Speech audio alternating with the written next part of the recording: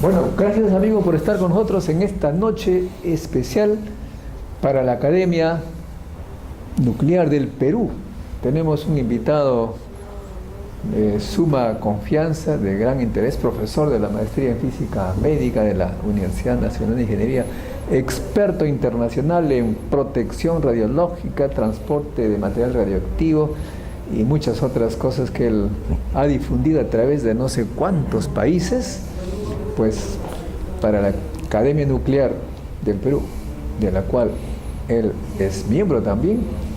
Es un placer anunciar una conferencia de suma importancia para la protección radiológica en nuestro país.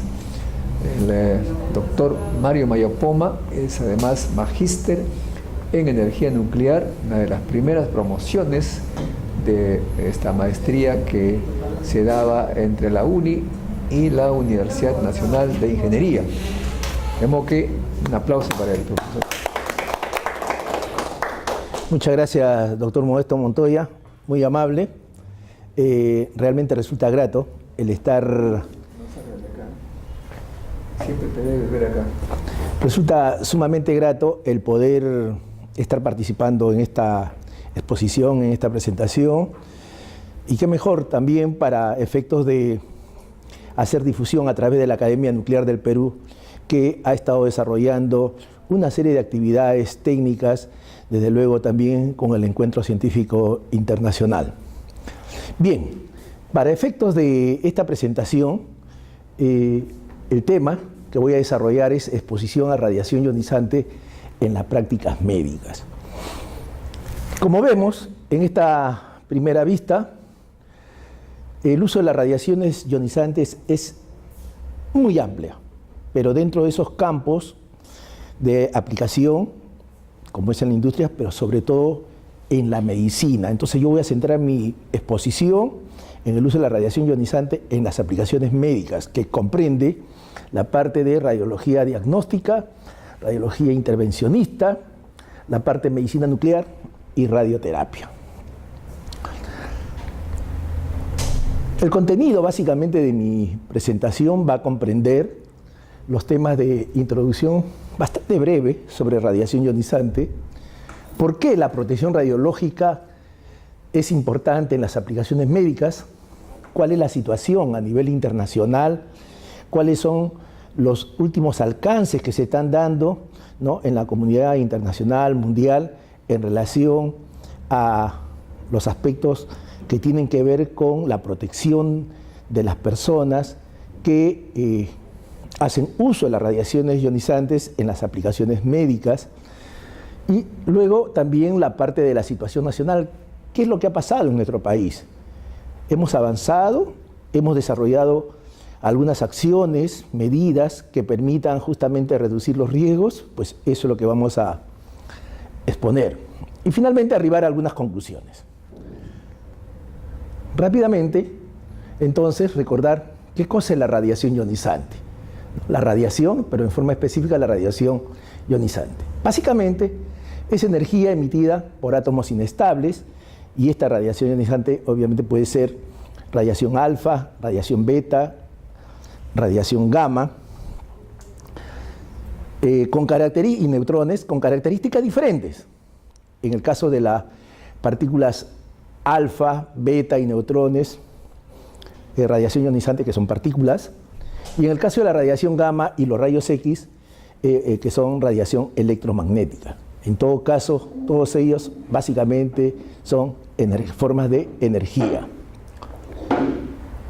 ¿Qué pasa cuando esta radiación ionizante, ¿no?, que he dicho que es energía, incide sobre los materiales en general? Pero en este caso, dado de que el tema es sobre protección radiológica, voy a focalizar la atención.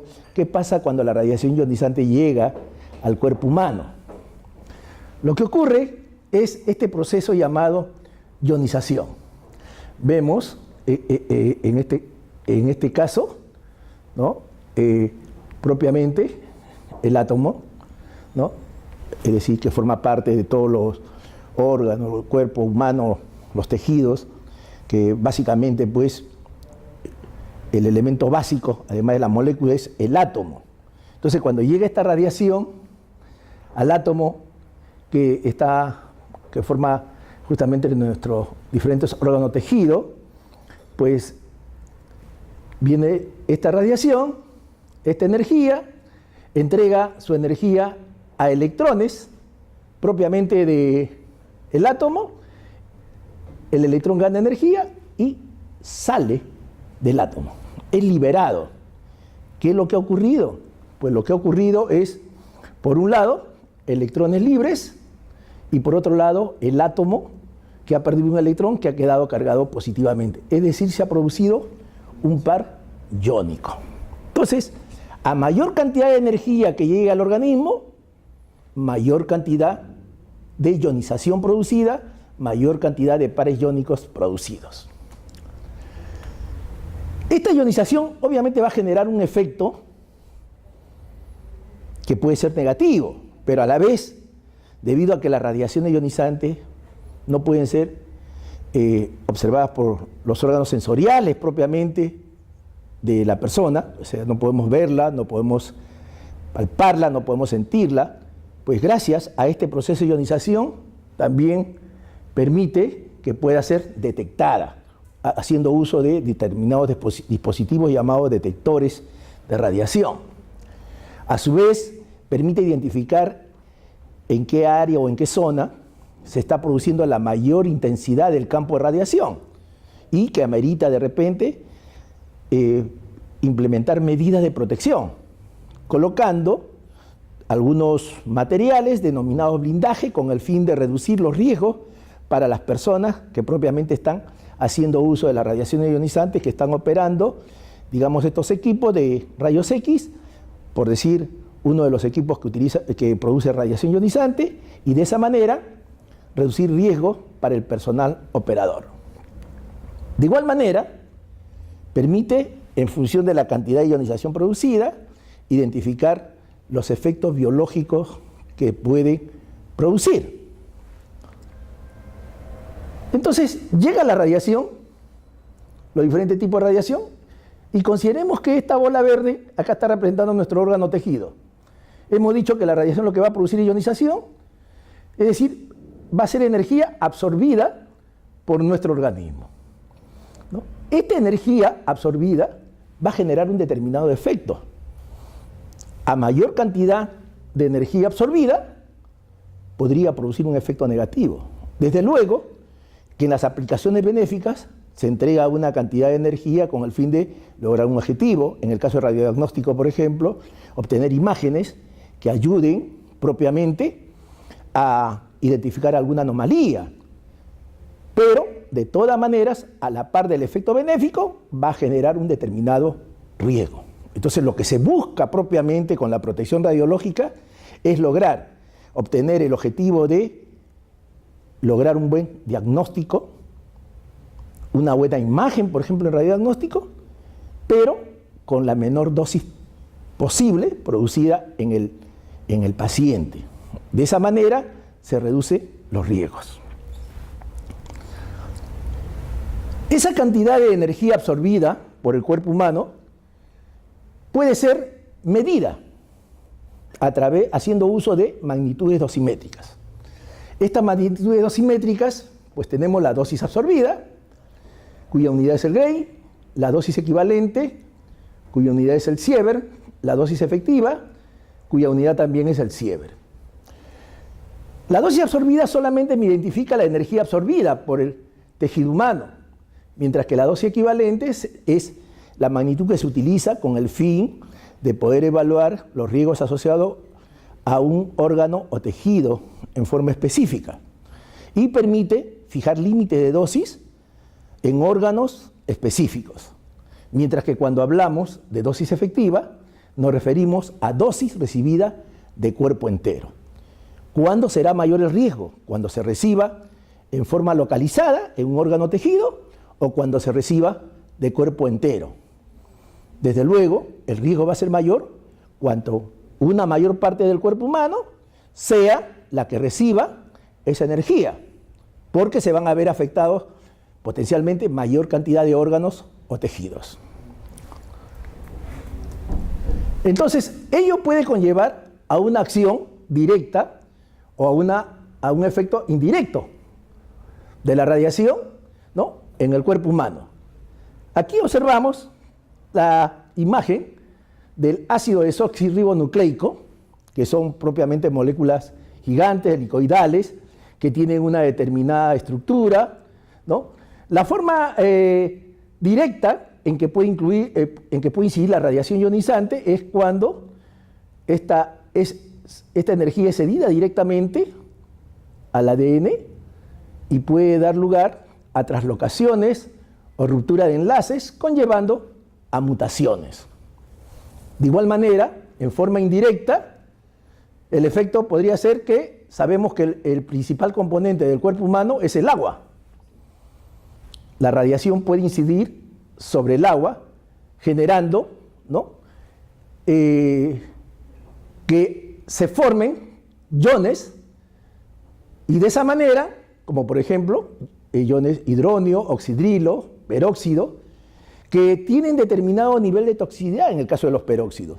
El ADN dentro de un medio que es tóxico también podría conllevar a una situación de conducir a mutaciones negativas. Entonces tenemos, por un lado, acción directa y acción indirecta. Esto es justamente lo que se busca reducir como riesgo cuando se hace uso benéfico de las radiaciones ionizantes. Entonces, en forma concreta, los efectos entonces que podrían producir, no voy a desarrollar el tema de efectos biológicos de las radiaciones, simplemente decir cuáles son esos diferentes tipos de efectos que se podrían producir, que están clasificados en efectos estocásticos y efectos determinísticos. ¿Cuál es la diferencia entre un efecto estocástico y determinístico? El efecto determinístico generalmente se da a altas dosis de radiación. Cuando se supera un determinado umbral de dosis, que es del orden de 500 milisievert. Ese es un valor umbral, por encima de ello el efecto prácticamente se manifiesta casi en forma inmediata, ¿no? Mientras que el efecto estocástico es del tipo probabilístico. Es decir, por muy baja que sea una dosis de radiación que se reciba, de todas maneras habrá una probabilidad de un riesgo, ¿no?, de inducir una determinada anomalía que no se manifiesta en forma inmediata, sino que podría manifestarse a largo plazo o no necesariamente en la persona que recibió esa dosis de radiación, sino también puede ser del tipo genético que conlleve a una situación hereditaria. Entonces, estos son aspectos que los biólogos, por ejemplo, la parte médica, desde luego, hace el seguimiento con el fin de reducir esos riesgos propiamente y que se puedan manifestar efectos negativos. Sin embargo, estos riesgos, desde luego, existen. Por eso la importancia de la protección radiológica. ¿Por qué la protección radiológica en las aplicaciones médicas? Estos son datos que justamente obtenemos de la Organización Mundial de la Salud, de NSCARE, de la Organización de Investigación de las Naciones Unidas, el Organismo Internacional de Energía Atómica, que a través de publicaciones y eventos, congresos que realiza, siguen estadísticas y hacen el seguimiento de cuál es la carga en cuanto al uso de estas aplicaciones benéficas de las radiaciones ionizantes, y observamos que desde el punto de vista diagnóstico, miren a nivel mundial cuántos exámenes se realizan por año, casi del orden, en este caso, de 4.000 millones de procedimientos diagnósticos. 4.000 millones a nivel mundial. Más que la población. Es que hay determinados tipos de diagnósticos en donde no se toma necesariamente una sola placa, se toman 2 o 3, y el problema es cuando se hace, digamos, varias tomas cuando no se justifican, y ese es uno de los grandes problemas que existen en el diagnóstico, como lo voy a señalar más adelante. El otro punto es el caso de medicina nuclear, donde es del orden de 35 millones de procedimientos, ¿no?, en el caso de medicina nuclear, y en el caso de radioterapia, del orden de 8 millones. Y de acuerdo a las estadísticas que se tienen, todo esto con un crecimiento del tipo exponencial.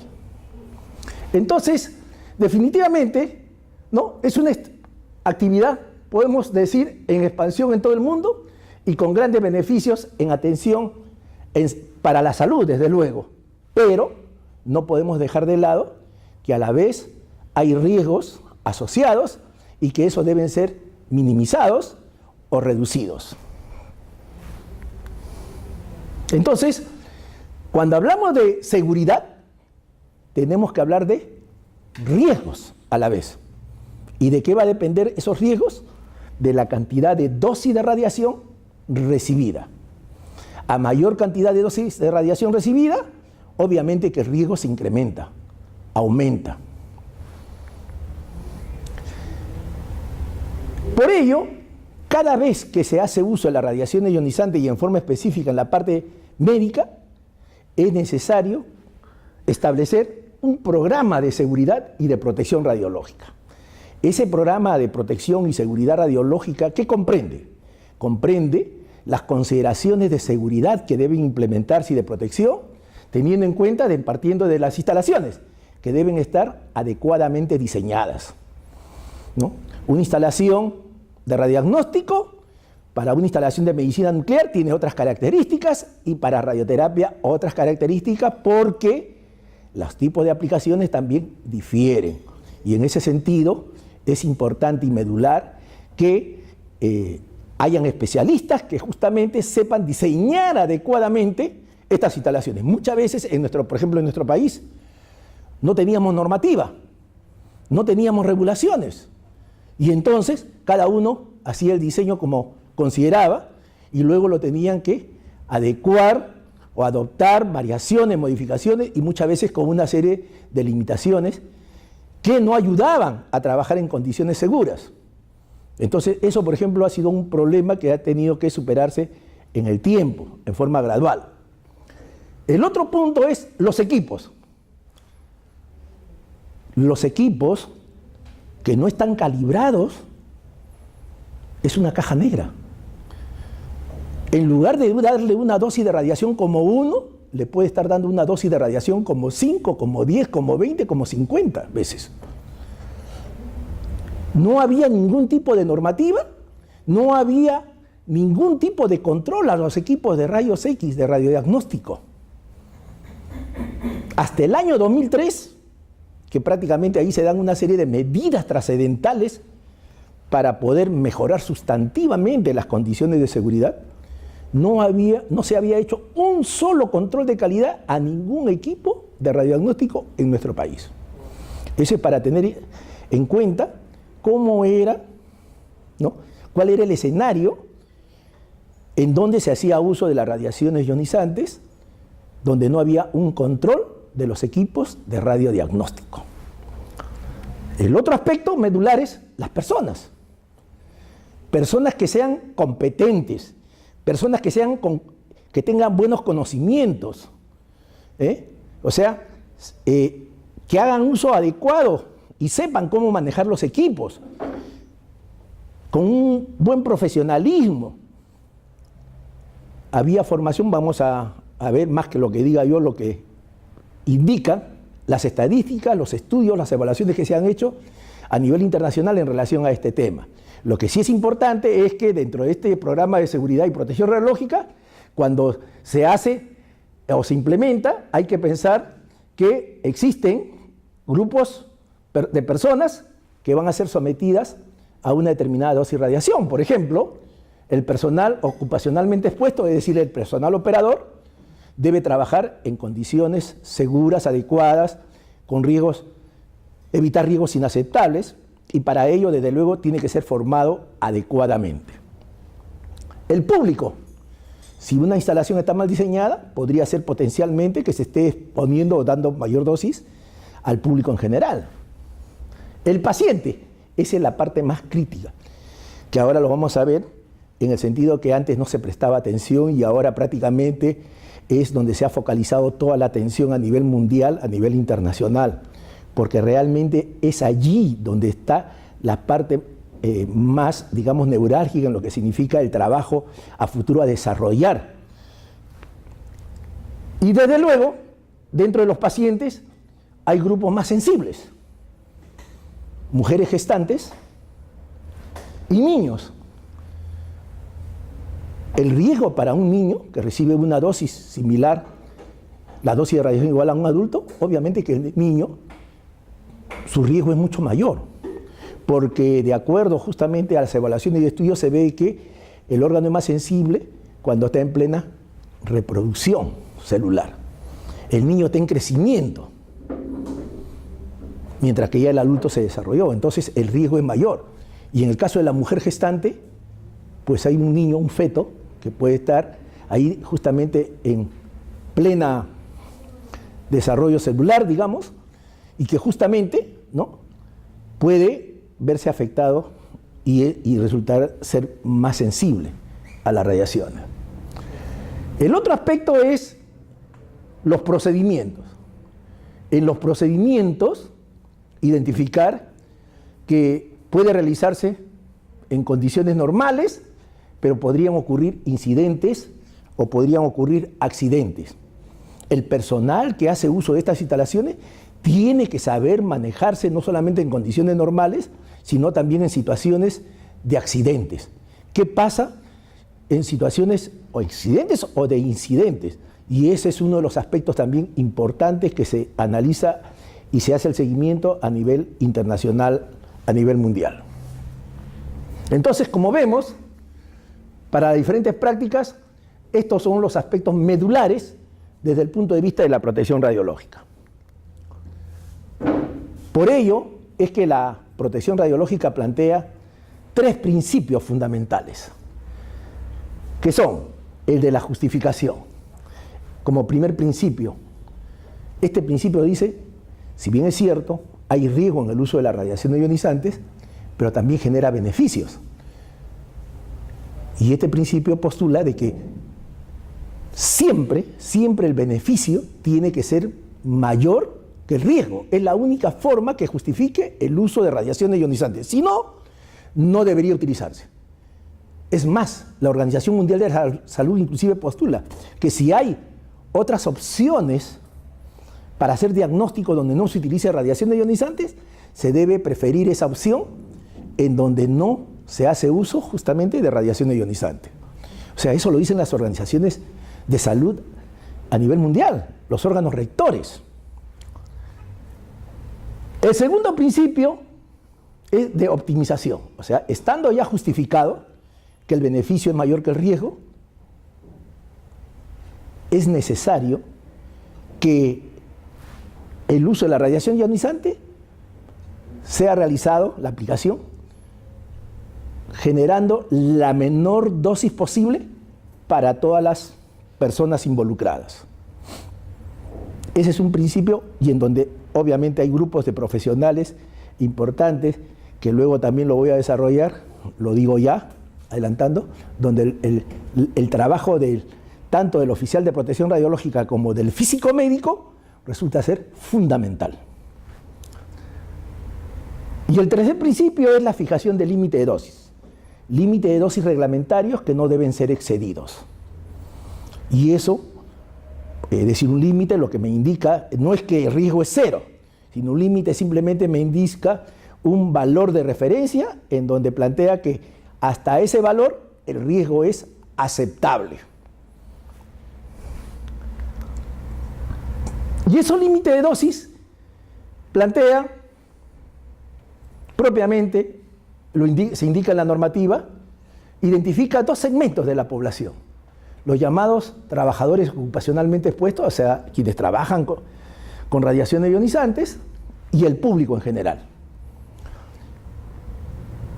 Observamos, en el caso del personal ocupacionalmente expuesto, el límite de dosis promedio anual es de 20 milisieverts de dosis efectiva, ¿no?, considerando un promedio de 5 años consecutivos. Y como máximo, 50 milisieverts de dosis efectiva en un año, siempre que no se sobrepase los 100 milisieverts en 5 años consecutivos. Eso como dosis efectiva, considerando de cuerpo entero. Y les había mencionado que la dosis equivalente se utiliza justamente para poder establecer límites cuando la dosis se ha recibido en forma localizada. En ese sentido, identificamos en el cristalino, por ejemplo, 150 milisieverts de dosis equivalente. Es lo que dice nuestra normativa. Las nuevas recomendaciones ya en la última publicación del Organismo Internacional de Energía Atómica, recogiendo las recomendaciones de la Comisión Internacional de Protección Radiológica, postula que este valor de 150 milisieverts en el cristalino anual debería ser reducido a 20 milisieverts. Se realizan investigaciones en forma continua y dan lugar a este tipo de recomendaciones. Y por otro lado, 500 milisieverts de dosis equivalente en un año en la piel y extremidades. Por otro lado, identificamos para el público en general una dosis efectiva de 1 milisievert por año y una dosis equivalente en el cristalino de 15 milisieverts por año, lo que está aprobado en nuestra reglamentación, o una dosis equivalente a la piel de 50 milisieverts por año. Miren, personal que trabaja con radiaciones, personal operador y público en general. ¿Y qué pasa con el paciente? Aquel que va a hacer uso de las radiaciones, ya sea para diagnóstico o para terapia. ¿Cuál es el límite que se fija para esas personas que van como pacientes? No hay límite de dosis. No hay límite de dosis. Eso va a depender del tipo de examen al que va a ser sometido, el tipo de tratamiento, y va a depender de que sea el médico tratante, el médico especialista, el que diga a qué exámenes va a ser sometido. De allí que se requiere que el profesional médico sea un profesional realmente competente, porque puede ocurrir, como que de hecho ocurre, no solamente en nuestro país, sino es lo que se ha identificado a nivel mundial, que existiendo médicos que no tienen la calificación correspondiente, hacen un abuso de estos exámenes, conllevando a que muchos sectores de la población asuman riesgos que deberían ser evitados. Para ello, se requiere obviamente una fiscalización, hacer el seguimiento de ello. Y eso tiene que ver con la parte regulatoria. Dependerá de que si esta fiscalización es adecuada, permitirá realmente reducir los riesgos, ¿no?, en tanto se identifique que no estarían justificados.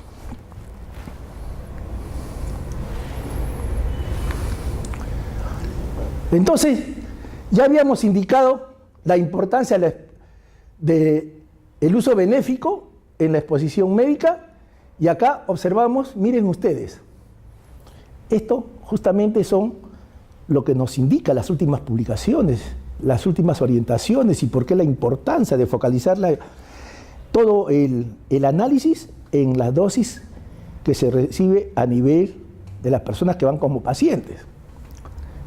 Antes, toda la atención estaba focalizada, prácticamente, toda la atención estaba focalizada en el personal ocupacionalmente puesto. Es decir, aquel que trabajaba con radiación ionizante, implementar medidas y saber reducir los riesgos.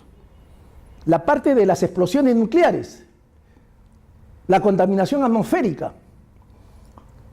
Pero si identificamos y vemos cuánto contribuye todo ello como dosis para la población en general y a nivel mundial, vemos que relativamente eso es completamente reducido comparado al promedio que recibe el habitante en el mundo debido a los exámenes médicos a los que son sometidos. Resumiendo, la exposición de los pacientes prácticamente representa el 99,97% de toda la dosis recibida debido a estas aplicaciones médicas.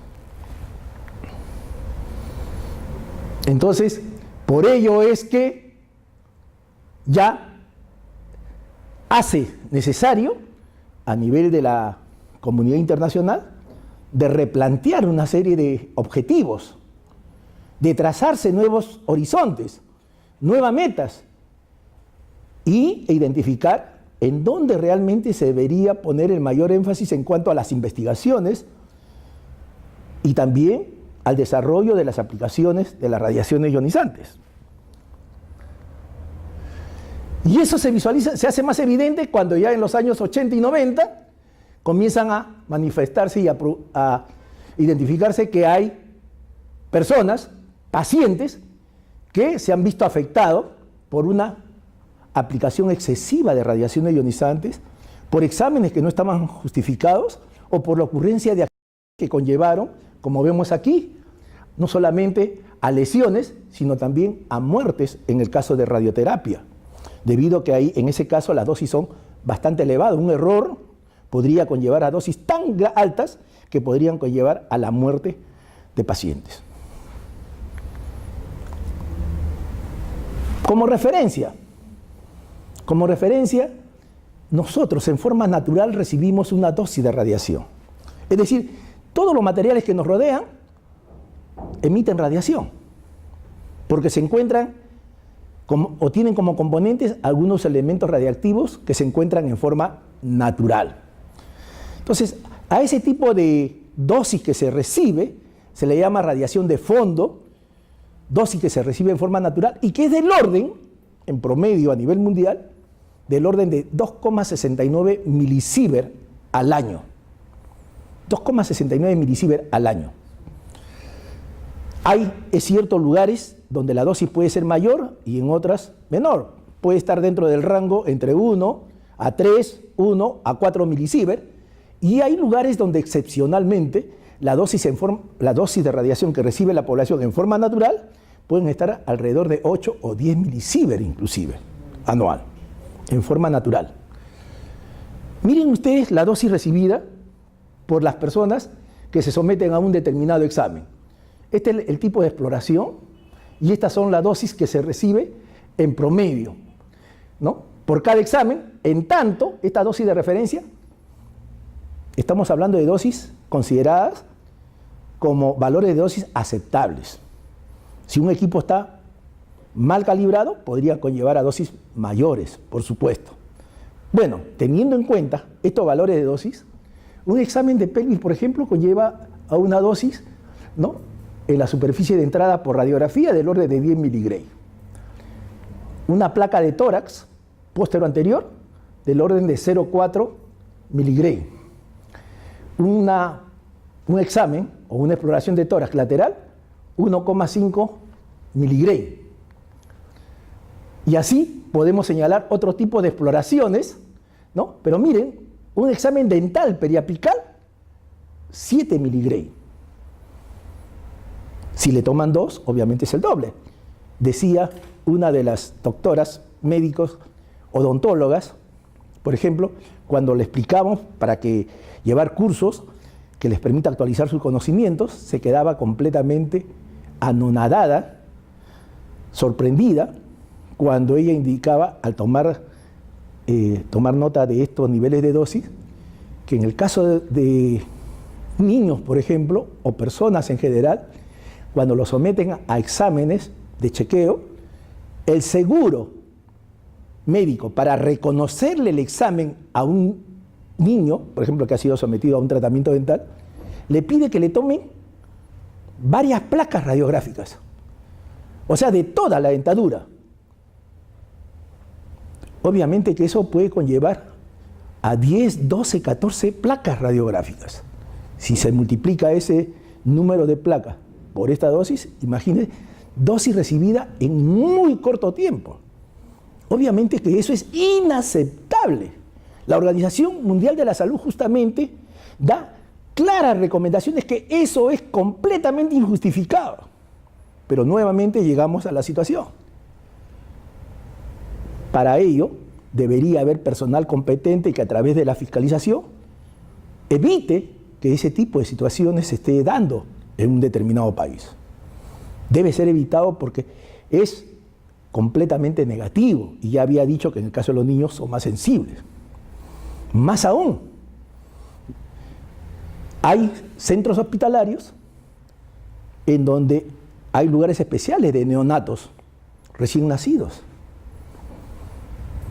y requieren algunas exploraciones con rayos X en algunos casos, y no se han tomado las previsiones de proteger a los otros neonatos. Se hace tomas radiográficas que pueden estar irradiando también a otros neonatos, aumentando sus riesgos. Entonces, todo ello debería ser definitivamente evitado a través de un sistema de protección radiológica que sea aplicado en forma racional, con las precauciones y cuidados correspondientes.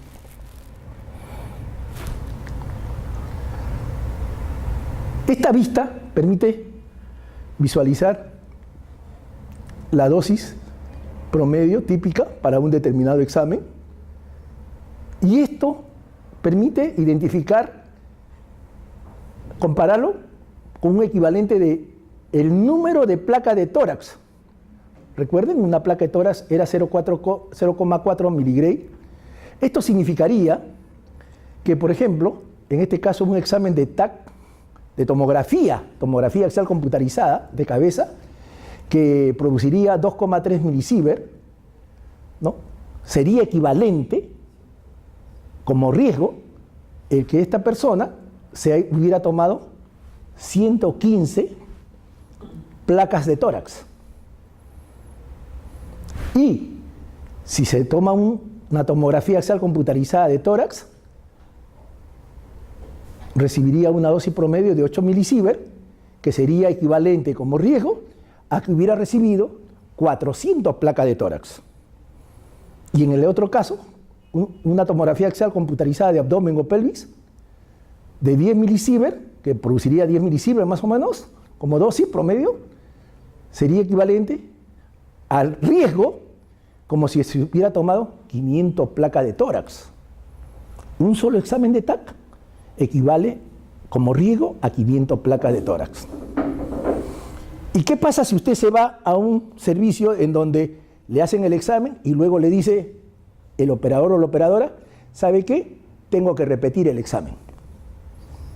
En ese momento se habría tomado el equivalente, como si lo hubieran tomado, mejor dicho, si ha repetido este examen, como si lo hubieran tomado 1000 placas de tórax en cortísimo tiempo. Por eso, este examen de tomografía axial computarizada es uno de los exámenes que debe estar plenamente justificado. Más aún, si es que estos son exámenes que se dan también o se prescribe para niños. Entonces, con mayor razón, ahí se debe tomar las precauciones para que realmente esté plenamente justificado esos exámenes. Como vemos, realmente los riesgos no está tanto en el operador, sino fundamentalmente en los pacientes. De ahí la importancia de la implementación de las medidas de protección radiológica en las aplicaciones médicas. Esto es resumen, esto es un alcance que hacen en uno de los cursos de entrenamiento del Organismo Internacional de Energía Atómica, y miren, lo hice bien claro, mientras que el operador está protegido, tiene sus ambientes blindados, están alejados a una determinada distancia, pero el paciente, si el equipo no está calibrado y si este personal no está plenamente calificado, no tiene el entrenamiento y calificación adecuada, puede conllevar a dosis muy altas. Ya de por sí, así esté en condiciones normales, ya de por sí el mismo hecho de hacer uso del examen, ¿no?, para un determinado diagnóstico, conlleva a dosis, como hemos visto, que son relativamente importantes en el caso de radiodiagnóstico, si lo comparamos con la cantidad de exámenes que se somete a la población en los diferentes países del mundo. Y entonces, en resumen, pues la dosis del paciente es muchísimo mayor que la dosis que podría estar recibiendo el operador. Entonces, todo esto ha conllevado, pues, ¿y qué dice la comunidad internacional sobre todo ello? Lo primero,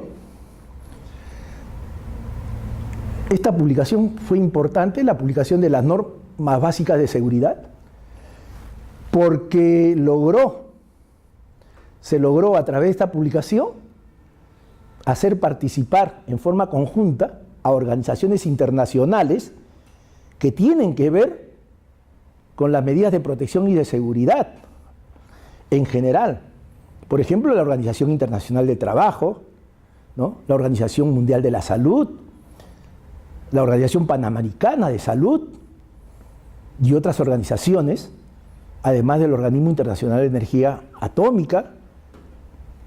Todos ellos, en reuniones promovidas por el Organismo Internacional de Energía Atómica, llegaron a consensuar para que no hayan diferentes normas y que pudiera generar distorsiones, ¿no?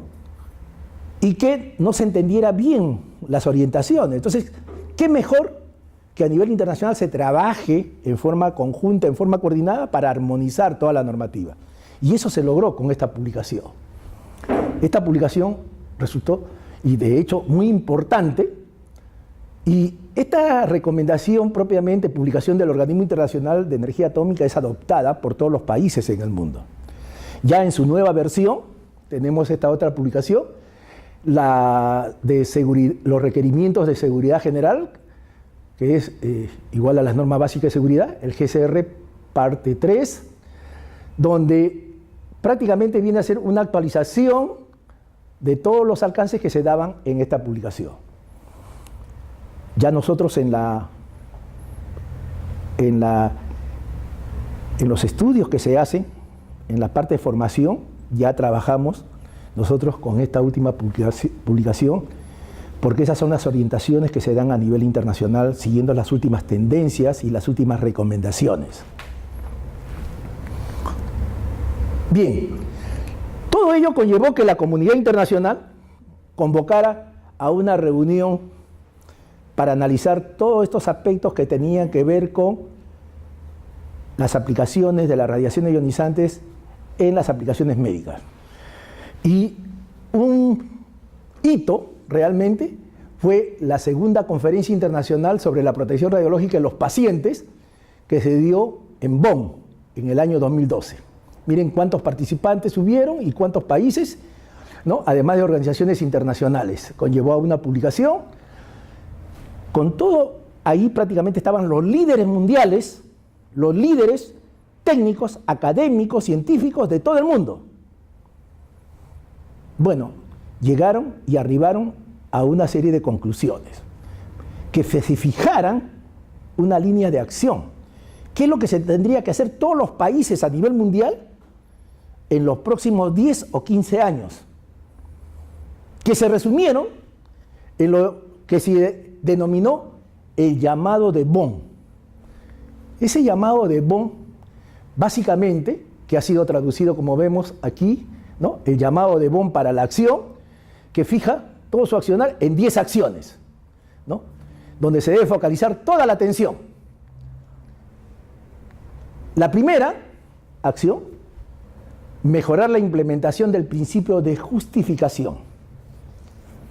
¿Quién define si está justificado o no un examen? Recuerden, el médico tratante.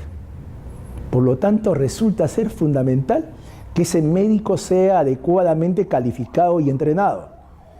Si ese médico no está adecuadamente calificado y entrenado, seguramente se producirán sobreexposiciones que deberían ser radicalmente evitadas. Obviamente que eso es un proceso, pero es una necesidad a nivel mundial. Y entonces, cuando se dice primera acción, lo que dice es, todos los países deberían trabajar ahí. ¿Qué medidas van a implementar concretamente con el fin de que los médicos, quienes trabajan con radiaciones ionizantes, para que sean adecuadamente entrenados y capacitados? El alcance que se había identificado es que hay muchos países en donde inclusive dentro de la carrera del médico no se da ningún curso de protección radiológica. Eso tiene que revertirse, tiene que replantearse muchas cosas, si no, se va a seguir con el mismo problema y cada vez agudizándose más. La segunda acción, mejorar la implementación del principio de optimización de la protección y la seguridad, es decir, que se reduzcan los riesgos, que se minimicen las dosis, y ahí la participación importante de los oficiales de protección radiológica y de los físicos médicos. Los físicos médicos son básicamente basan todo su accionar en que a través, en el caso de diagnóstico, a través de viendo la calibración de los equipos, en el caso de radioterapia, haciendo la planificación adecuada de la dosis a administrar, pero en todos los casos, de que la dosis sea la necesaria, de que no se irradien en forma innecesaria órganos que por el contrario, que están bien y que no deberían exponerse en forma indebida. Por ello, la importancia y la necesidad de que hayan físicos médicos en todos los países que ayuden justamente en esta actividad, en este trabajo. El tercer principio, fortalecer el papel de los fabricantes en contribuir al régimen global de seguridad. ¿Qué ocurría? Muchas veces se piensa que cuando los equipos son más modernos es mejor. Por lo pronto los fabricantes pues cada vez tratan de sofisticar más los equipos, pero a nivel internacional se identificó que muchas veces esas variaciones hacían que las dosis aumentaran. Es decir, el equipo se podía hacer el examen en periodos más cortos, pero resultaba que no se analizaba lo que significaba la dosis que producía. Entonces el Organismo Internacional de Energía Atómica y las otras organizaciones vieron por conveniente convocar a los fabricantes de los equipos para que en forma conjunta, sí señores, sigan ustedes desarrollando nuevas tecnologías, mejores diseños, pero también tener en cuenta no incrementar la dosis en forma innecesaria e indebida. Ese es un aspecto medular. Y, por supuesto, habrá otra conferencia en donde podamos analizar si realmente las aplicaciones médicas deberían basarse en los equipos de última tecnología o cada país, en función de su realidad, debería identificar qué resulta ser lo más adecuado como equipamiento, como infraestructura, para atender de mejor manera a toda la población. Una acción número 4 es fortalecer la formación y capacitación de los profesionales de la salud en materia de la protección radiológica. Prácticamente ya lo he comentado y eso resulta ser medular. La acción 5, determinar y promover una agenda de investigación estratégica para la protección radiológica en medicina. La acción 6, aumentar la disponibilidad de información mundial mejorada sobre exposiciones médicas y sobre exposición ocupacional en medicina. Esto, aquí, realmente, el rol que está jugando el Organismo Internacional de Energía Atómica resulta ser fundamental.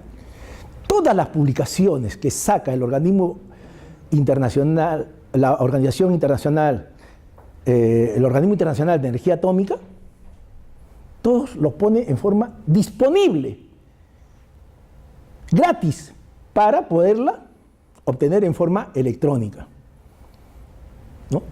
Toda la información, las publicaciones en los diferentes idiomas, porque también hacen los 6 idiomas oficiales, ¿no? Pero todos los pone a disposición, y inclusive ahora último, todos los cursos de entrenamiento que antes lo hacían, digamos, más cerrado, ahora lo están colgando en su página web para que esté disponible para todos. Es más, ahora inclusive están haciendo algo que ya el Encuentro Científico Internacional, lo que hacíamos, lo que ya en nuestro país se viene haciendo de hace tiempo. Es decir, que las conferencias, todos estos alcances últimos, no solamente sean filmados, sino sean colocados en la página o en el YouTube o en la página correspondiente en el website de estas organizaciones. De esa manera ya uno puede acceder libremente a todos estos cursos, a todas estas conferencias, y eso definitivamente resulta ser fundamental, ¿no? Y creo que definitivamente es uno de los aspectos medulares e importantes con el fin de mejorar la protección radiológica y el uso pacífico de la tecnología nuclear en general. Una acción 7 es mejorar la prevención de los incidentes y accidentes en los usos médicos de la radiación. Lecciones aprendidas. Si ya han ocurrido incidentes y accidentes, no tienen por qué volver a repetirse. Por eso es importante, y también el Organismo Internacional de Energía Atómica, así como otras organizaciones, la Organización Mundial de la Salud, ha hecho publicaciones basado en los accidentes y incidentes que han ocurrido, desarrollarlos ampliamente de forma tal que dentro de los cursos de capacitación se focalice la atención en lo que se llama el aspecto de cultura de seguridad, de darle la importancia correspondiente a todos los temas de seguridad, para evitar que vuelvan a repetirse esos incidentes o esos accidentes. Una acción 8, fortalecer la cultura de seguridad, que justamente comentaba, la cultura de seguridad radiológica en la asistencia sanitaria. Una acción 9, propiciar un mejor diálogo sobre el riesgo-beneficio de la radiación. Es increíble e impresionante, y este es uno de los aspectos en donde, curiosamente, los países, sobre todo con menos recursos, en lugar de promover, integrar a todos los llamados grupos de interés con el fin de analizar estos problemas y cómo mejorar la seguridad, prácticamente todos trabajan en forma aislada. Las organizaciones no interaccionan, no promueven esa interacción que permita identificar dónde están las mayores debilidades, cómo debemos fortalecer nuestro sistema, cómo debemos mejorar la atención sanitaria de la población, cómo podemos mejorar no solamente la atención focalizada todo en por ejemplo en nuestro caso de nuestro país, no solamente en Lima, sino cómo mejoramos y cómo desconcentramos esa atención de ese servicio a las diferentes regiones de nuestro país, en zonas que son más deprimidas. ¿Cómo es posible que de la zona más deprimida todos tengan que venir a Lima para poder atenderse? Porque no hay una verdadera desconcentración. Y entonces todo ello conlleva tiene que estar inmerso dentro de un plan nacional de desarrollo, en donde obviamente todos los aspectos de seguridad y de protección radiológica también tienen que estar considerados en la parte sanitaria. Y la acción 10, el fortalecer la implementación de requisitos de seguridad a nivel mundial. Ahí también un aspecto medular e importante ha sido que las organizaciones internacionales están trabajando intensamente en forma ya mucho más coordinada, han entendido el rol que tienen que cumplir de difundir completamente todos estos conocimientos, todas estas investigaciones para conocimiento de toda la población a nivel mundial. Me refiero a quienes van como profesionales, se van a formar en todos estos temas. Bueno, estos son, prácticamente viene a convertirse en el decálogo, y a partir de aquí esto es lo que traza el norte a nivel mundial de lo que se tiene que hacer, no solamente en las regiones, sino en los diferentes países. Y es más, el Organismo Internacional de Energía Atómica ha considerado de que periódicamente va a seguir con las reuniones para saber qué se ha avanzado en la implementación de cada acción, cómo cada región o cada país ha logrado implementar estos aspectos. Entonces, es más, miren, a nivel de ya la región, a nivel internacional y en Europa específicamente, inclusive se está promoviendo que toda persona que es sometida a exámenes con radiaciones ionizantes, al finalizar el examen, no solamente se le dé el diagnóstico correspondiente, sino también se le indique cuál es la dosis de radiación que recibió durante todos esos exámenes. Y para ello está promoviendo esta llamada tarjeta que sirve para registrar toda la dosis de cada paciente a lo largo de su vida, desde niño, ¿no? Son del tamaño como esta tarjeta de crédito, en donde se debe ir propiamente registrando toda la dosis recibida a lo largo de toda su vida. De esa manera van a poder llegar y arribar a mayores conclusiones de cuál es el nivel de riesgo realmente al que estaría siendo sometido toda persona por el uso de radiación ionizante. Ya algunos países lo han establecido como algo obligatorio. Obviamente en los países llamados en desarrollo todavía va a pasar seguramente un tiempo para que esto pueda ser posible, pero definitivamente es una necesidad. Aquí, en esta conferencia justamente, miren, algo que llegaron como conclusión, estamos hablando de países inclusive desarrollados, en donde un 20 a 30% de las exploraciones de diagnóstico son innecesarias. Es decir, se prescriben exámenes tras exámenes sin ninguna justificación. Y hay Esta, por ejemplo, es una publicación, miren, del año 2007, ¿ya? Porque es importante tener estadísticas. Cuando no se tienen estadísticas, es muy difícil hacer el seguimiento y llegar a conclusiones para planear y proyectar y hacer trabajos de prospección. Miren, esta publicación, esta lámina fue presentada en una conferencia internacional a nivel mundial y corresponde a Estados Unidos. Miren las exploraciones de tomografía computarizada, cómo crecieron desde el año 1980 al 2007. En el año 1980 se hacían del orden de 3 millones de exploraciones de tomografía computarizada. En el 2007 pasaron de 3 millones a 70 millones. Miren el crecimiento exponencial. Pero ¿qué es lo más alarmante? Lo más alarmante es esto, que alrededor de 1/3 de todos estos exámenes no estaban justificados. Si decimos 1/3, dividimos 70 millones entre 3, es decir, más, ¿no?, de 20 millones fueron exámenes que no tuvieron ninguna justificación. Y ello conllevó, ya en el análisis propiamente de riesgo, que se estimó que del 0,7% al 3% de los cánceres en Estados Unidos son atribuibles a la radiación de las exploraciones por tomografía computarizada. Esas son estadísticas que se muestran en congresos y en conferencias a nivel internacional, donde se hace investigación. País que no investiga, obviamente, que no puede llegar ni a proyectar, ¿no?, este tipo de análisis, pero por suerte hay esta información disponible, ¿no?, que se tiene y se puede y permite identificar cuáles son las medidas que se deben justamente tener en cuenta cuando se hace uso de radiación ionizante. Esta es otra conferencia iberoamericana, ya a nivel de América Latina y el Caribe, y también con la participación de España y Portugal, de la región. Se realizó en Madrid. Aquí estoy yo. Y aquí están una serie de profesionales destacados, connotados. La doctora Cari Borrás, que fue directora durante muchos años de la Organización Panamericana de la Salud. Y bueno, todos ellos, de diferentes países de la región de América Latina, se reunieron para analizar justamente todos estos aspectos que tienen que ver con el uso de la radiación ionizantes en las aplicaciones médicas, tanto en radiodiagnóstico, en medicina nuclear y en radioterapia. ¿A qué conclusiones arribaron? Miren, esto fue realizado, miren, 2016.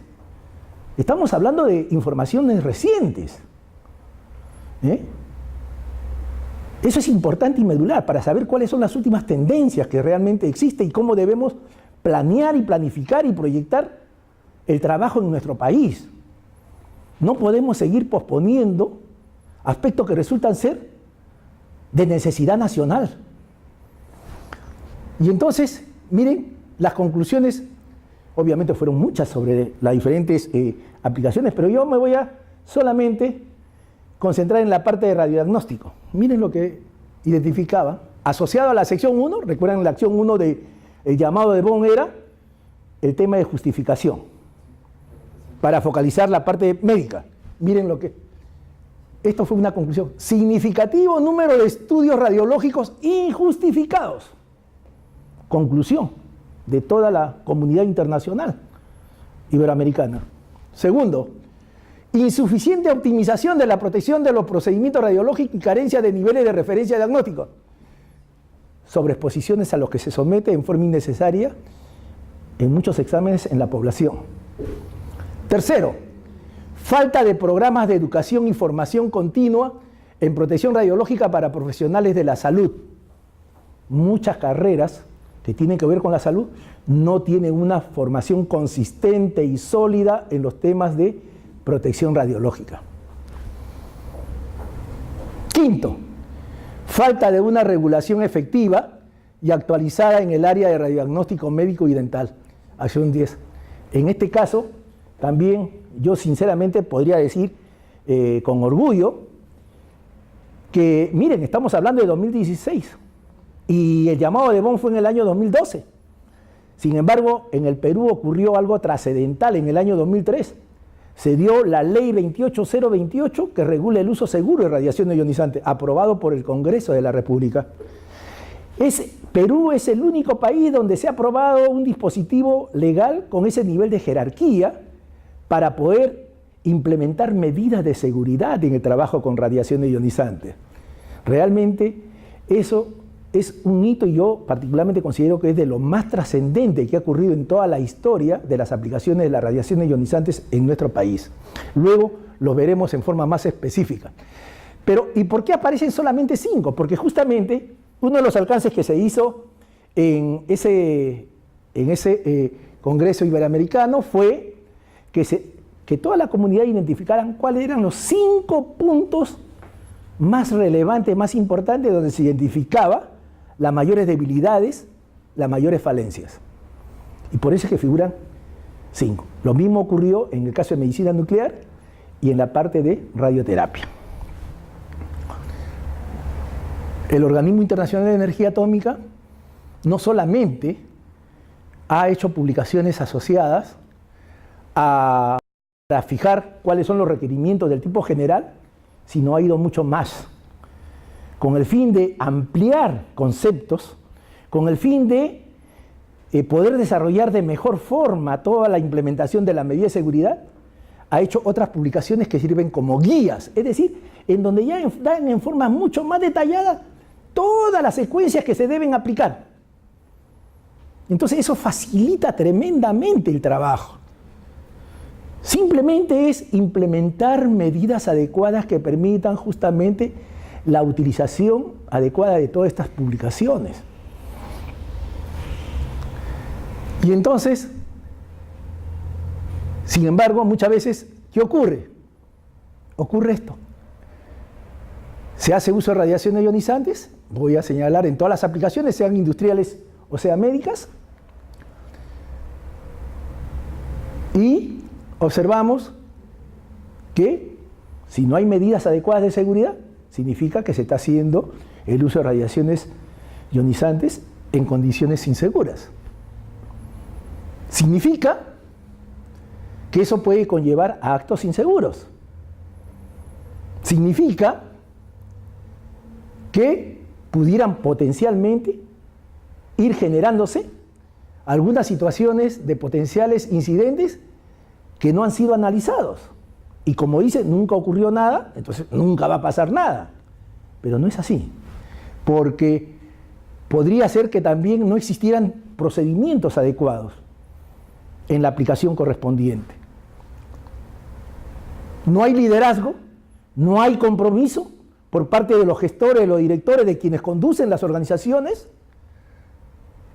Encima dicen, no hay plata para los temas de seguridad, recortes presupuestarios. ¿A qué conlleva todo eso?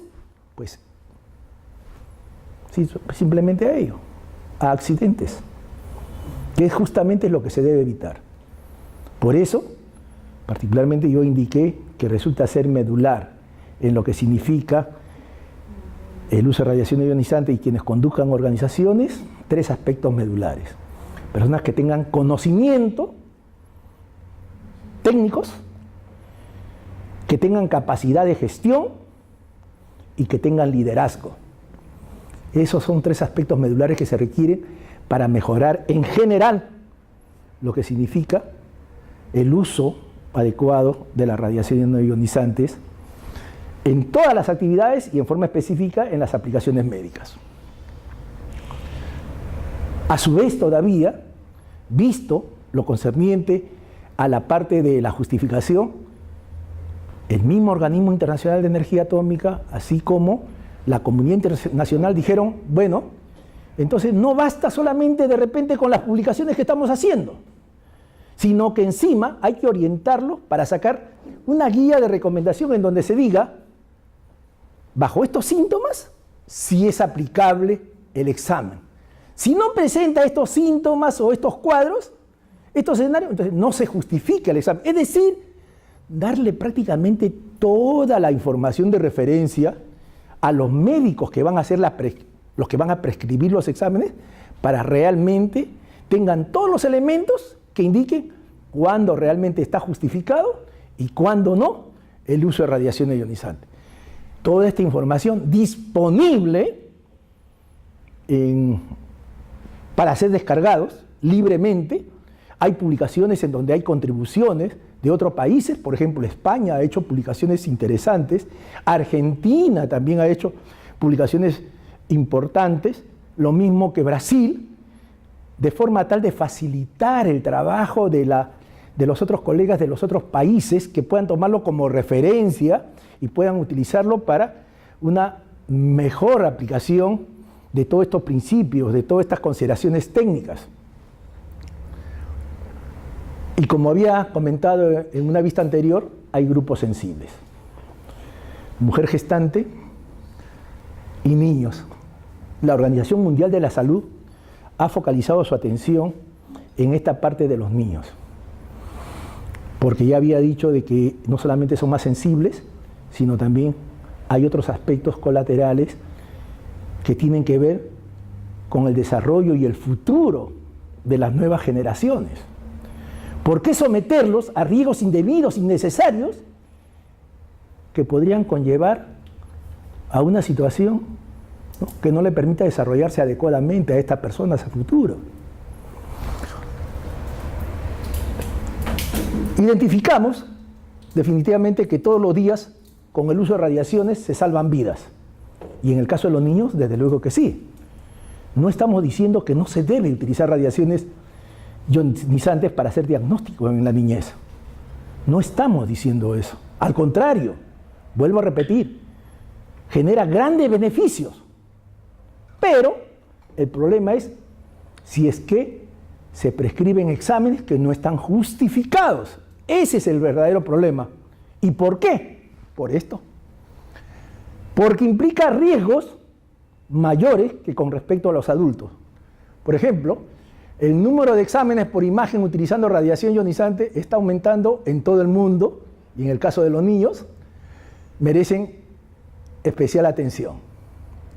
¿Por qué? Porque presentan mayor radiosensibilidad. Son afectados en mayor proporción que en el caso de las personas adultas. Porque los niños tienen mayor esperanza de vida. ¿Por qué someterlo a riesgos injustificados? Si se emplea la misma técnica que con adultos, la dosis a los órganos es más elevada en niños que en adultos, desde luego. Los niños son más susceptibles al daño por radiación, y en el caso de las mujeres gestantes, de igual manera, hay este tipo de publicaciones y recomendaciones que hace la comunidad internacional, específicamente el Organismo Internacional de Energía Atómica, donde dice, señor, tener cuidado y tomar las precauciones correspondientes. Es el médico que conjuntamente con el físico médico y con el oficial de protección radiológica, el cuerpo de seguridad, los que evaluarán cuándo realmente amerita hacer las tomas correspondientes o los exámenes necesarios cuando una mujer está gestando, y qué medidas de protección adicionales habría que considerar, y cuándo deberían ser descartadas completamente. Todo ello hay las publicaciones que ha hecho la comunidad internacional. ¿Por qué no se implementan? Esa es la pregunta. Porque no existen centros, ¿no?, de formación, de capacitación calificados, donde se puedan formar a profesionales realmente calificados. Particularmente yo siempre sostengo, no basta formar buenos profesionales o buenos técnicos. Es necesario formar líderes en cada una de las especialidades, porque es la forma de poder comprometerlos realmente en el quehacer técnico. Y por eso también el Organismo Internacional de Energía Atómica ha hecho una publicación en donde, en esta misma publicación de la norma básica de seguridad, define un concepto fundamental, la cultura de seguridad, que no es más que el conjunto de características y actitudes en las entidades, ojo, en las entidades y los individuos, que hace que con carácter de máxima prioridad las cuestiones de protección y seguridad reciban la atención que requiere su importancia. ¿Qué quiere decir esto de entidad y los individuos? Siempre se ha dicho, todos los errores y todos los accidentes básicamente, fundamentalmente se debe al error humano, del operador o del trabajador. El trabajador es el responsable del 80% 50% o más de probabilidad de los accidentes o incidentes que ocurran. Bueno, las evaluaciones, las investigaciones, las nuevas orientaciones, los nuevos paradigmas que ahora ya se aceptan a nivel internacional y es también promovido a nivel del Organismo Internacional de Energía Atómica, le dicen no, señor, porque no es el operador necesariamente el que le da o no la importancia a los temas de seguridad. Para eso hay un director, para eso hay un presidente, para eso hay un gerente. En la medida de que esa máxima autoridad esté comprometida con la seguridad, seguramente mejorarán todas las condiciones de seguridad en forma general, porque esa autoridad hace control de calidad a los equipos, promueve ello, que se cumplan con procedimientos, contrata personal calificado, ¿no? Entonces eso resulta ser importante y medular. Entonces, los nuevos paradigmas es que justamente los gestores podrían ser quienes de no cumplir justamente con lo que se indica en las normas, cuáles son sus responsabilidades y sus funciones, de no cumplirlo, los que estarían promoviendo también que potencialmente se produzcan accidentes que deben ser evitados. Nuevamente recordar estos 3 principios de la protección radiológica. ¿Y por qué? Porque justamente en el tema de justificación se identifican 3 niveles. El nivel 1, donde se acepta que el uso de radiación en medicina produce más beneficio que perjuicio. Es en forma general, lo que habíamos indicado, ¿no? Que solamente se justifica cuando el beneficio es mayor que el riesgo, ¿no? Entonces, hemos visto que todos los días se salvan vidas haciendo uso de radiaciones ionizantes, y en ese sentido, ¿no? El uso de radiaciones ionizantes está plenamente justificado, ¿no? en las aplicaciones médicas, en tanto el beneficio sea mayor que el riesgo. Un nivel 2 que implica justificación genérica. ¿Qué quiere decir justificación genérica? ¿No?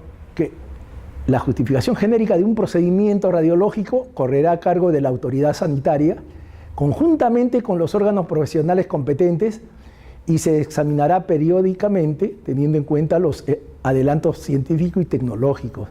Es decir, se tiene que promover por parte de las autoridades competentes, las autoridades regulatorias, el poder interaccionar e integrar a todos los grupos de interés, a todos los colegios profesionales, para que se revisen continuamente todas estas orientaciones y ver qué es lo que resulta ser más conveniente para actualizar normas, para adoptar normas específicas, medidas que guarden concordancia con estas 10 acciones que se han indicado, ¿no? Para promover el uso más seguro de las radiaciones ionizantes.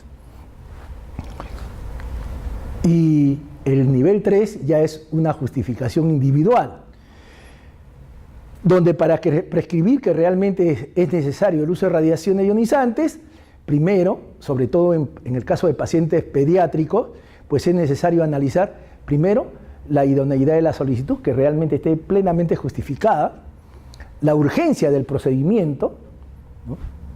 La característica de la exposición médica, la característica del paciente y la información pertinente de los procedimientos radiológicos anteriores del paciente. Este último punto es medular e importante. Muchas veces nosotros somos sometidos a un determinado examen en un centro médico, vamos a otro centro médico y nos piden los mismos exámenes, porque todos los resultados de los exámenes anteriores no están propiamente puestos, digamos, en una base de datos que permita tranquilamente, en función de su DNI o su documento de identidad, poder jalar exámenes anteriores y de repente con esos resultados de exámenes anteriores se hace una mejor evaluación del caso específico y de esa manera amerita ver si es que realmente es o no es necesario nuevos exámenes o si con ya los antecedentes se puede hacer el diagnóstico sin llegar a nuevos exámenes. Pero es necesario analizar todos los antecedentes y desafortunadamente eso, por ejemplo, no se da tampoco en nuestro país y en muchos países, en muchos países prácticamente de la región de América Latina y el Caribe. Entonces, adicionalmente, el segundo principio de optimización, ¿no? que es en el requisito 38 de la publicación de la norma básica de seguridad, pues justamente indica que son los titulares, es decir, quienes son los responsables del funcionamiento de una instalación radiactiva en general y los titulares de la licencia, ¿no? Así como los médicos que realizan procedimientos radiológicos, garantizarán la optimización de la protección y la seguridad en cada exposición médica. Es decir, no solamente velar porque estén plenamente justificados, sino también que la dosis se reduzcan. Y para ello se tiene que tener en cuenta los diseños operacionales, la calibración de los equipos, la dosimetría del paciente, los límites de referencia y el control de calidad, así como restricciones de dosis dependiendo del tipo de exploración al que es sometido una persona. Entonces, en la misma dirección, es necesario, para fines de optimización, implementar un programa de garantía de calidad, ¿no? Con la participación de todos los profesionales que están involucrados en la prestación del servicio. De igual manera, es necesario que los equipos estén calibrados en forma trazable a un laboratorio secundario de calibración dosimétrica, y la dosimetría clínica debe ser hecha por un físico médico, ¿no? Un profesional competente. Debe realizarse pruebas de aceptación, puesta en marcha, ¿no? Controles de calidad periódicos y después de cualquier mantenimiento a los equipos de forma tal que se mejoren las condiciones de seguridad del paciente. Y también hay que establecer niveles orientativos de dosis al paciente en las exploraciones diagnósticas e intervenciones. Yo había indicado que para el caso de los pacientes no existe límite de dosis. Sin embargo, eso no significa, la comunidad internacional ha identificado, que eso no debe conllevar a que en una exploración se someta también a cualquier tipo de dosis, y entre ellos dosis, digamos, exageradas.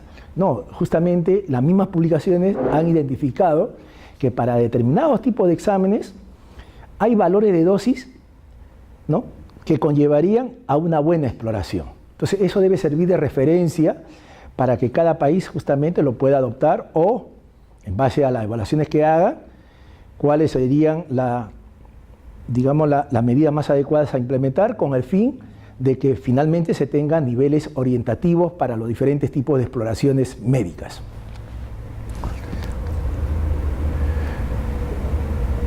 A nivel de la región americana, ¿no?, y también con la participación de países de España y de Portugal, se creó lo que se denomina el Foro Iberoamericano. Este Foro Iberoamericano, que justamente comparte experiencias, ¿no?, de la aplicación de las radiaciones ionizantes en las aplicaciones médicas, dentro de ese intercambio a través de los órganos reguladores de los diferentes países, identifican líneas de investigación, líneas de trabajo, y dentro de ellos, luego de esa línea de trabajo, proceden a hacer publicaciones. Bueno, una de esas publicaciones, que es importante, es esta que señala la necesidad de contar con un programa nacional de protección radiológica en las exposiciones médicas, ¿no?, de este Foro Iberoamericano. Y en esta publicación, justamente, ¿no?, se identificaron algunas dificultades en la implementación en aspectos de infraestructura, ¿no?, que hoy son requisitos exigidos por la norma básica de seguridad a los diferentes gobiernos, ¿no?, entre los más importantes que se recomiendan porque ellos no pueden imponer, pero sí pueden recomendar. Y esas recomendaciones técnicas resultan ser medulares importantes a tener en cuenta. La primera recomendación es la inclusión de cursos de protección radiológica en la currícula de grado de los médicos, para que puedan ser conscientes de lo que significa los riesgos que significa un uso inadecuado de las radiaciones ionizantes. Una segunda recomendación, la inclusión del físico médico como profesional sanitario. En ese sentido,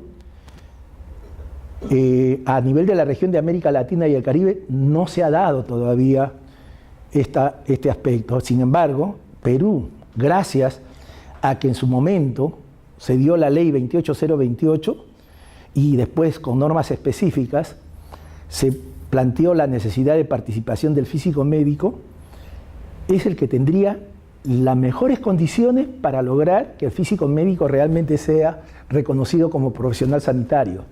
¿Qué es lo que está faltando?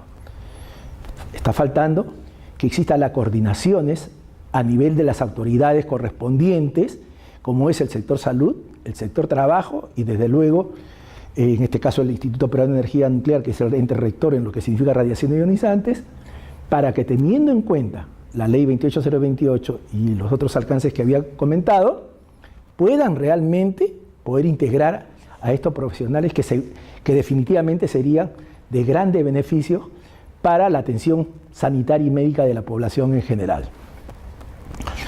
Un tercer aspecto, la fijación de niveles de referencia para el diagnóstico que había mencionado anteriormente.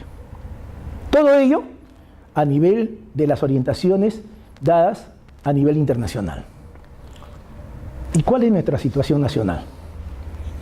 ¿Qué se ha hecho a nivel de nuestro país? A nivel de nuestro país resulta medular el identificar, primero, esto es lo más trascendental. Ustedes saben que nosotros vivimos en un Estado de Derecho donde hay una jerarquía de dispositivos legales, ¿no? Existe el Poder Ejecutivo, que da una serie de disposiciones y decretos, pero la ley de leyes es la Constitución. Y luego, en jerarquía, le sigue los dispositivos legales aprobados por el Congreso del país. Miren, en nuestro país, a lo largo de la historia, miren, en el año 1954 se creó la Junta de Control de Sustancias Radiactivas. 1954.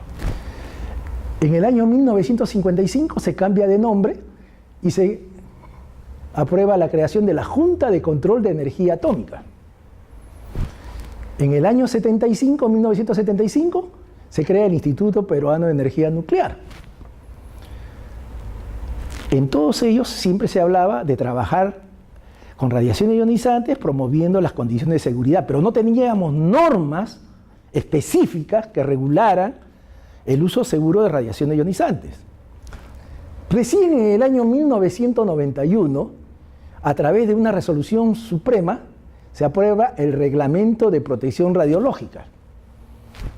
En el año 1997, 6 años después, ya no con una resolución suprema, sino con un decreto supremo, se aprueba el Reglamento de Seguridad Radiológica.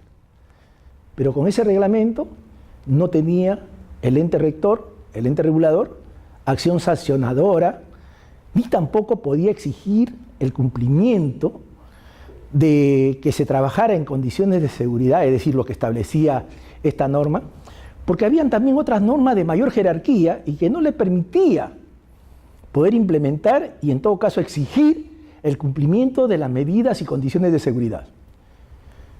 Y por eso es que yo menciono y lo reitero, en el año 2003 se da algo completamente trascendental. Se aprueba la ley 28028, uso seguro de la radiación ionizante. Esto ocurrió, bueno, justamente quien hoy día nos brinda la posibilidad de desarrollar esta exposición, cuando el doctor Modesto Montoya era presidente del Instituto Peruano de Energía Nuclear. Y esto cambia radicalmente el escenario en lo que significa el promover, mejorar las condiciones de seguridad. Estamos en el año 2003. Miren, las recomendaciones del llamado de Bonn se ha dado en el año 2012. Es decir, prácticamente nosotros nos adelantamos como país a promover esta medida de mejora de la seguridad, de las condiciones de seguridad. De igual manera, podemos tener una norma, tenemos esa norma que nos permite, a través de, se promueve un empoderamiento del ente regulador, se promueve también que el ente regulador aumente en cuanto a personal para desarrollar una labor mayor de fiscalización, de inspección, de desarrollo de normativas, pero no es suficiente. Adicionalmente a ello, recuerden que hasta el año 2003 no se realizaba ningún control de calidad a los equipos radiodiagnósticos. El Instituto Peruano de Energía Nuclear, como ente rector, asume el rol de ser el líder de poder promover el control de calidad en los equipos de radiodiagnóstico. Y es así que el Instituto Peruano de Energía Nuclear construye un laboratorio secundario de calibraciones dosimétrico, provee de la logística y de los equipamientos correspondientes para hacer el control de calidad, y se comienza a hacer el control de calidad a los diferentes equipos radiodiagnósticos, no solamente en Lima, sino en diferentes regiones del país. ¿Qué arrojó esos primeros exámenes? Aquí vemos, esta es una publicación. El Instituto Peruano de Energía Nuclear tiene una revista en donde se hacen las publicaciones del trabajo que desarrolla. La revista se llama Informe Científico Tecnológico. Pues se publicó que de 63 equipos de rayos X que se evaluaron en el año 2003, solo el 3% de los equipos aprobó la totalidad de las pruebas realizadas. Eso nos permite ver cuál era el escenario real. Realmente muchas debilidades. Luego ya aparecieron otras empresas, porque vieron una oportunidad de poder desarrollar control de calidad, aparecieron otras empresas. Enhorabuena, porque finalmente el objetivo es mejorar las condiciones de seguridad. La dinámica de estas empresas privadas es mucho mayor que las entidades del Estado, porque las entidades del Estado a veces tienen algunas limitaciones, restricciones, horarios, facilidades, trabajar en fines de semana, cosa que no lo tienen las empresas privadas. Y por supuesto ellos desarrollaron un trabajo mucho más amplio y ha permitido, digamos, posicionarse dentro del mercado, pero lo importante es que ya existe como condición y está establecido en nuestra normativa que todos los equipos periódicamente debe hacerse el control de calidad de los equipos de radiodiagnóstico. Eso es importante porque, como había indicado, un equipo que no se le hace control de calidad prácticamente es una caja negra. Pero ya tenemos la norma, pero la norma también, como habíamos dicho, no es suficiente. Necesitamos personal competente, necesitamos profesionales que tengan buena calificación.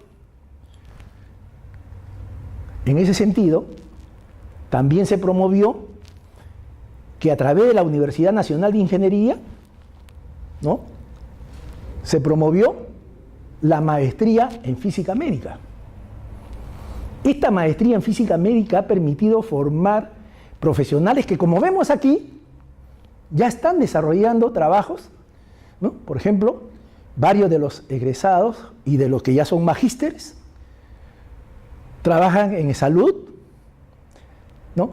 Trabajan en algunos centros hospitalarios, en el Instituto Nacional de Enfermedades Neoplásicas, en organizaciones privadas, entidades como Aliada y otras organizaciones, pero muestra el aporte que pueden hacer estos profesionales y lo más importante, que los mismos médicos han identificado que el trabajo en cuanto a las aplicaciones de radiación ionizante tiene que verse como un equipo multidisciplinario donde todos aportan. El médico, al contrario, ve ahora aliviado el hecho de que tiene el apoyo de un físico médico, de un tecnólogo médico, de un oficial de radioprotección, que en forma conjunta ayuda a mejorar las condiciones de seguridad. Y este es un aspecto medular. Adicionalmente, la Universidad Nacional de Ingeniería también ha promovido la formación de una segunda especialidad en protección radiológica. Entonces ha formado cuadros que desde luego tienen una calificación, que luego al integrarse ya en la parte laboral, desde luego van a poder desarrollar el trabajo con mucho mayor profesionalismo, mejorando las condiciones de seguridad. Definitivamente, yo soy un convencido que mejoraremos las condiciones de seguridad realmente, no tanto por la situación de mayor fiscalización, eso ayuda, pero no resuelve el problema. El problema realmente será resuelto cuando contemos con personal competente, muy capacitado, muy especializado, que justamente permita desarrollar el trabajo en las mejores condiciones de seguridad y todo ello generando un beneficio para la sociedad en general. El trabajo en equipo resulta ser medular, ¿no? Ya lo he mencionado, y desde luego la participación de los colegios profesionales también resulta ser importante. Finalmente, habiendo indicado todos estos alcances, podemos arribar a algunas conclusiones. Una primera conclusión sería, ¿no?, que resulta necesario implementar una cultura de seguridad acorde a las recomendaciones internacionales.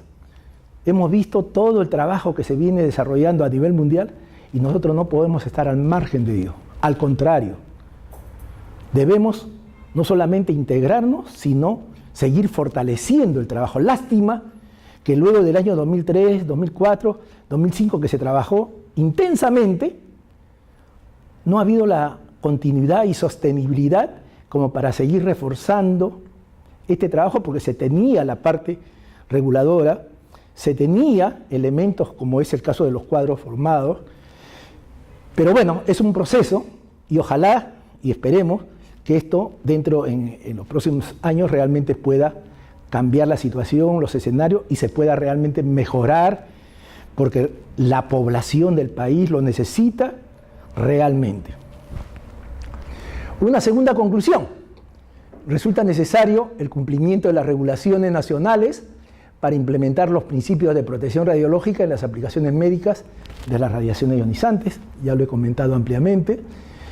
Y una tercera conclusión: es necesario el trabajo conjunto a nivel nacional de los sectores involucrados. Es importantísimo la participación de todos los colegios profesionales, de los competentes, del sector, cuando digo órganos competentes, de las autoridades competentes, me refiero al sector trabajo, sector de salud, ¿no?, del Ministerio de Transporte, con los otros órganos rectores especializados en el área nuclear, que permitan en forma conjunta ver qué es lo que más conviene al país, cómo podemos mejorar las condiciones de seguridad, cómo, teniendo todas las recomendaciones que se dan a nivel internacional, lo podemos implementar en nuestro país. Eso es parte de la agenda pendiente y, por supuesto, estará en nosotros mismos, en los peruanos, porque ese también es el otro aspecto. Muchas veces hay la percepción como que viniendo extranjeros van a resolver el problema. Y no, señores, el problema no lo van a resolver las personas extranjeras de otros países que puedan venir a ayudar o colaborar. Ellos, por supuesto, ¿no?, vienen en plan de colaboración y bienvenida esa colaboración, seguramente van a ayudar, pero no van a resolver el problema.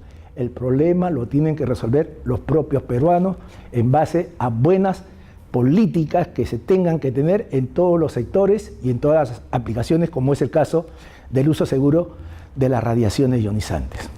Bueno, esto sería lo que quería justamente comentarles y muchas gracias por su atención.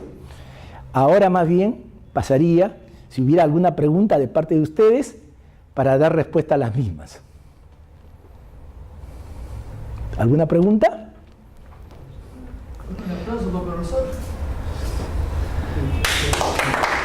Gracias. Preguntas, por favor. Tiene que ir allá para que no haya grabado. Ese es el vergonzoso. Acá le tengo que poner... No. Ponte al lado del profesor ahí para que escuche bien la pregunta. Bueno, profesor, yo tengo acá Sí, por favor. 3 preguntas. Si hay papers sobre, o habrá un estudio acerca sobre sangre de niños que se le han irradiado y personas adultas que también se le han irradiado, para ver en cuánto, por decir, se ha modificado o cuántas, por si ha habido rompimiento de ADN. Eso se podría de repente hacer un estudio, ¿no? Qué tan frágil es su ADN de la sangre de un niño con respecto a la sangre de un adulto. Y con respecto también a los análisis que se le van a hacer, por decir, a una persona cuando le sacan una tomografía y después se le va a aplicar radioterapia, los médicos ya toman en cuenta esa dosis que se le ha aplicado cuando se le ha hecho la tomografía, o no solamente se le va a tomar en cuenta la dosis que se le está dando en la radioterapia. Ok. Muchas gracias por las preguntas. Bueno, en relación a la primera pregunta, sí, hay estudios de investigación que se han hecho, pero en otros países. Hay otros países y hay papers, documentos técnicos presentados, que justamente el énfasis se pone ahora de ver qué factores se tendrían que tener en cuenta cuando se someten a estos tipos de exámenes, en el caso de los niños, con respecto a los adultos. Es más, yo espero en una próxima oportunidad, porque ese es el compromiso con el doctor Montoya, de poder exponer en forma específica, porque estos temas son muy amplios. Y entonces poder exponer, por ejemplo, en forma específica los riesgos en lo que significa exploraciones en pediatría, en la niñez. Eso será materia de otra exposición, en donde yo básicamente contaría lo que se viene haciendo en otros países, los papers, las publicaciones, qué es lo que nos dicen, cuáles son las orientaciones y cuáles son los cuidados que hay que tener en cuenta. En mis alumnos de la maestría, por ejemplo, en física médica, justamente ese es parte del trabajo que nosotros desarrollamos, porque ellos tienen que estar completamente convencidos de lo que significa, ¿no?, de los riesgos asociados. Entonces, en nuestro país está en parte de lo que he asistido a algunas exposiciones, están dentro del proceso, digamos, de futuras investigaciones a realizar, pero no hay propiamente publicaciones en ese sentido. Sí lo hay en otros países, así que esperemos que dentro de poco también podamos nosotros tener, digamos, en nuestro país ese tipo de investigaciones. La investigación, yo creo que necesitamos ampliamente trabajo de investigación. Desafortunadamente, no son muchas las organizaciones que impulsan y promueven las investigaciones. Y en relación a la segunda pregunta, ¿no?, en relación a la segunda pregunta, lo que yo le puedo decir es de que cuando se hace el análisis de la justificación, se hace el análisis en forma integral. Por eso es el trabajo multidisciplinario, por eso es la importancia del trabajo no solamente del médico oncólogo, ¿no?, sino del físico médico y también del grupo de seguridad, del oficial de protección radiológica. Es un trabajo en conjunto, en equipo, pero sí son aspectos que tienen que tomarse en cuenta cuando se hace los diferentes tipos de tratamientos, cuando se hace la planificación. ¿Sí? Quisiera acotar algo, por decir, yo le hacía esa pregunta porque hay paper acerca de por decir, sustancias radioactivas para utilizarlo en radiodiagnóstico y cómo es que han afectado, por decir, a la sangre. Se ha hecho con secuencializadores de ADN y lo bueno es que creo que la Cayetano ha ganado, una profesora ha ganado un secuencializador para secuenciar el ADN y también otra forma es haciendo el PCR, por decir, el PCR para ver también cuántas del ADN, cuántas proteínas o cuántas enzimas se han sido afectadas, por decir. Sí, pero la pregunta era sobre radiación ionizante. Claro, no, por decir. Entonces, pueden hacer otro tipo de estudio y otra investigación. En parte biología y en la parte genética hay muchísimo, se ha investigado y hay muchísimo por investigar, pero yo respondía a lo concerniente con el caso de las radiaciones ionizantes, en forma específica. Y en ese sentido no se ha hecho ese tipo de estudio en nuestro país, ¿no? Hay lo que se llama la dosimetría biológica, que básicamente lo que permite es identificar niveles de dosis. Por ejemplo, cuando una persona ha recibido una dosis de radiación y se quiere saber cuánto ha recibido y no utilizaba su dosímetro en forma física. Una de las formas es sacándole sangre y haciendo un análisis justamente cromosómico para evaluar dosis. Pero el punto es que para ver e identificar un valor de dosis es cuando, en el caso de dosimetría biológica, por encima de 100 milisievert. Por debajo, la técnica no resulta buena. Entonces, eso lo dicen los especialistas propiamente, quienes se dedican al trabajo de dosimetría biológica. Entonces, pero en el sentido de comparativo entre niños y adultos, por ejemplo, es una línea de investigación que debería hacerse definitivamente en el país. Por ejemplo, el Hospital del Niño. ¿Cómo no va a estar interesado? La pregunta es, ¿se hace ese tipo de investigación? Yo he dicho hace un momento en mi exposición, neonatos. ¿Cómo es posible que se esté haciendo ese tipo de radiación? ¿Cuánto significa, por ejemplo, que yo tome exámenes, ¿no?, y produzca exposiciones a otros neonatos que están circundantes? ¿Cuánto ha aumentado su riesgo? ¿Cuánto le significa eso como riesgo y probabilidad de cáncer a futuro? hay mucho por hacer, ¿no? Y eso, evidentemente, sí amerita hacer y trazar líneas de investigación que resultan ser importantes y de necesidad para nuestro país. Ya. Sí, señorita. Buenas noches. Yo quería consultarle si hay alguna diferenciación en la solicitud que hacen los médicos para la adquisición de algunos exámenes radiológicos a pacientes. Por ejemplo, las mujeres en edad fértil, por la vida que conllevan y todo eso, muchas veces no saben si están embarazadas. Y es un riesgo mayor exponer a esas pacientes, más que a un varón, ¿no? Quisiera saber si hay algún ente que regule eso, porque he visto muchos casos de médicos que solicitan el examen sin importar toda esa información y, bueno, pues no están exponiendo se puede decir, a dos seres, ¿no?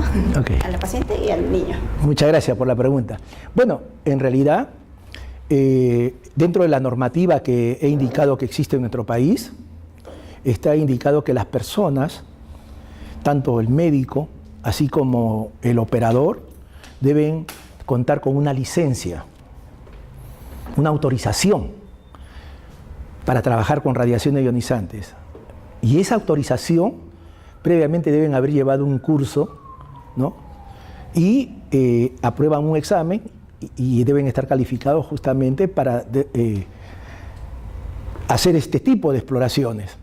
Y en forma específica, en relación a la pregunta, conlleva de que dentro de la formación se indica de que deben haber procedimientos de trabajo. Es decir, una persona independiente, y cuando mostré la imagen justamente de la mujer gestante, la que mostré, que es la vista del Organismo Internacional de Energía Atómica, justamente por eso pone el énfasis. Independientemente, primero, que en todo servicio debe haber imagen donde diga claramente, si usted está gestando, comuníquele a la persona que le va a tomar el examen. Pero aún así, el mismo Organismo Internacional de Energía Atómica y en la recomendación de los procedimientos indica, así hubiera el aviso, mejor dicho, de todas maneras, el operador tiene que preguntarle a la persona, ¿está usted gestando? O si hay la probabilidad de que se indica, no estoy gestando, hacerle la pregunta correspondiente, cuándo fue su último periodo, etcétera, para que en función de eso informe al médico y el médico identifique y dé su visto bueno de que realmente procede el examen o tomar las precauciones correspondientes. Esto no quiere decir también que una mujer que está gestando no esté prohibida de tomarse examen, no. Eso lo determinará el médico tratante en función del tipo de caso que se va a analizar, o sea que esté plenamente justificado. Pero definitivamente los procedimientos de trabajo son lo que van a determinar que se eviten estas exposiciones innecesarias. Lo que sí yo debo corroborar y debo indicar plenamente, porque he asistido y he dado conferencias en una serie de centros hospitalarios, no voy a mencionar nombres por supuesto, y en donde el gran problema, ¿sabe cuál es? El gran problema es que el médico prescriptor dice, tome este examen o tome estos exámenes, sea inclusive mujer gestante o sea niño. Y en el área de radiología, el médico o la médico, o sea, no hay ninguna comunicación. Las recomendaciones que se dan y están en toda la guía, la comunicación estrecha que debe haber, un trabajo en equipo. Desafortunadamente eso no se da. Y eso forma parte de la formación y de la participación importante que deben tener los colegios profesionales. Le agradezco su pregunta, muy importante, por cierto. ¿Alguna otra pregunta? Ok, muchas gracias, profesor. Gracias por esa atención. Creo que nos has preocupado bastante hoy en día porque siempre vamos al médico y efectivamente nos envían, ¿no? Pero si es que realmente si es que se justifica por un lado, saber si se justifica, que el médico realmente sea competente, esté calificado, y eso lo tiene que decir ahí la participación. Una buena universidad y los colegios profesionales, que son los que tienen que dar la autorización correspondiente, que realmente están calificados para hacer ese tipo de exámenes. Y los físicos también tienen que estar preparados. Definitivamente, el físico y el físico médico sobre todo, ¿no? Le abre la oportunidad. Estuve en un congreso justamente en donde se indicaba, pese a que no está siendo reconocido todavía la carrera de físico médico, y encontraba dos posiciones, ¿no? Por un lado decía, caramba, ¿cómo los estudiantes van a querer desarrollar y optar por una especialidad en donde prácticamente no hay reconocimiento, no hay posibilidades de que se puedan desarrollar? Y entonces, pues, y a la luz de los hechos, sí, habían países donde realmente no había ese interés. Sin embargo, hubo la otra opinión justamente de la doctora Cari Borrás. Y Cari Borrás, que ella se molesta cuando le dicen doctora, ella simplemente quiere que le digan Cari, ¿no? Es una persona que ya es cesante de muchos años, y ella dijo algo que sinceramente me emocionó, inclusive en su respuesta. En pocas palabras dijo, la física médica es la especialidad de las oportunidades para los nuevos jóvenes. Y verdad, no solamente teniendo en cuenta las radiaciones ionizantes, sino también las radiaciones no ionizantes. Por ejemplo, la ecografía, ¿no? La resonancia magnética nuclear. Es decir, es un campo tan amplio por desarrollar, y lástima, eso sí, que los países y los gobernantes, los sectores especializados, no promueven e impulsen e identifiquen estas necesidades nacionales. Yo creo que ahí está realmente el meollo y el aspecto fundamental. Por eso yo vuelvo a repetir, conocimientos, capacidad de gestión y liderazgo. Gracias. Gracias por su atención.